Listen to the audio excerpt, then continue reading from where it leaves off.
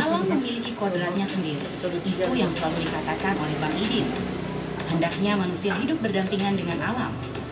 Manajemen kearifan alam sering diabaikan manusia sekedar untuk alasan materi. Kita sering melupakan betapa pentingnya keseimbangan alam pada sebuah rantai kehidupan.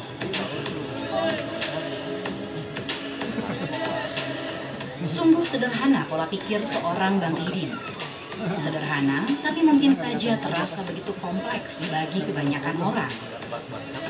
Untuk menyadari betapa banyak kekayaan alam yang ada di sekitar kita. Untuk cukup menghargai itu semua agar mau menjaganya.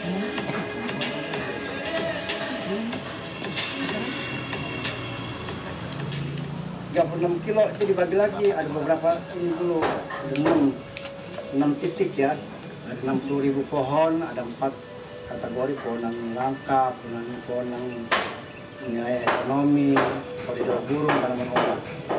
Semuanya dicampur, tapi ada blok. Apa yang namanya tanaman obat, apa yang namanya tanaman langka, gitu. Begitu juga ikan, ditanam ini, lepasin lagi, ikan mujair, emas, nila, lele, gabus, dan sebagainya. Nah, burung, sekarang kan sudah berkeliaran, terkutut, ya pentet, terkukur, dari 12 spesies jenis burung. Itu yang kita kembalikan kepada kelas panutanya habitat kawasan konservasi.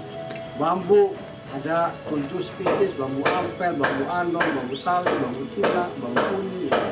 Jadi ini kekayaan yang masih ada di Jakarta.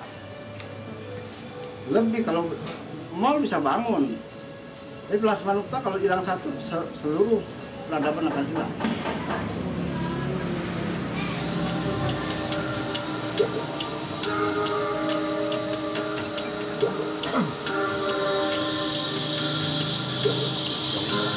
Di balik perjuangannya, Bang Idin ternyata menyimpan sebuah harapan.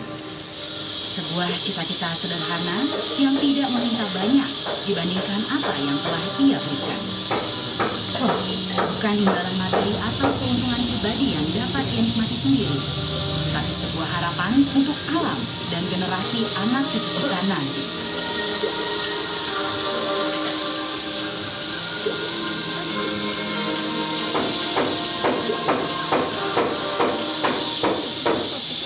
Cita-cita gue kali Pesanggeran sebagai jalanan, sebagai wisata, sebagai pemahaman keilmuan biologi atau antropologi gitu.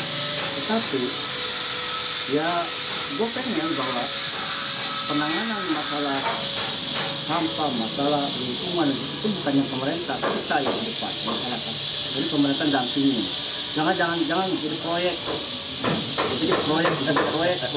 Tapi kalau masyarakat yang didampingi, yang di depan, bantalan kali jangan diurak, tapi dibenahi sama masyarakat wisata. Bagaimana bantalan kali itu menjadi indah dengan penduduknya, diajarkan dia. Jadi dia pemahaman tentang wisata, tentang biologi, tentang apa gitu. Jadi mereka menghargai. Ya, gua dari sana bahwa sungai itu punya nilai sejarah dengan kota Jakarta. Jadi Pesanggeran. Nanti insya Allah gue punya museum biologi dari mulai Pancong, Lupu, Garut, Lesu. Ada museum antropologi situs, misalnya pusaka-pusaka. Jadi kita berbicara dengan sungai, tapi ada satu bahan pembelajaran anak kita ke depan. Itu. Jadi ada orang dalam kita dulu yang membuat nama Jakarta, yang membuat Kali Pesanggeran ini tujuannya. Ada satu bahasa kuno yang gue baca itu, tulisan Sanskerta, sungai ini jangan dikotori karena sungai bagian punya nilai ritual mengenal kepada Tuhan.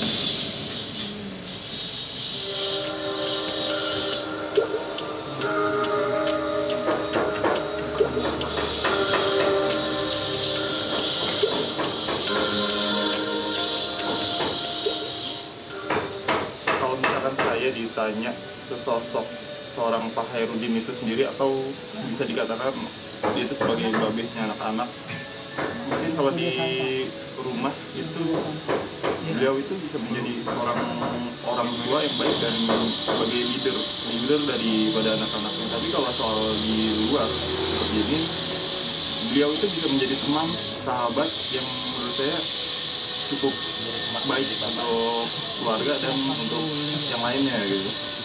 Terus kalau misalkan ditanya soal pendapat keluarga gimana sih?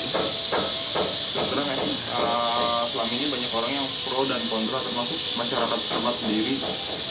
Dari mulai tahun 80-an itu orang itu belum sadar akan lingkungan gitu kan. Dan sekarang alhamdulillah sedikit banyaknya orang itu mulai mengerti apa sih pekerjaan yang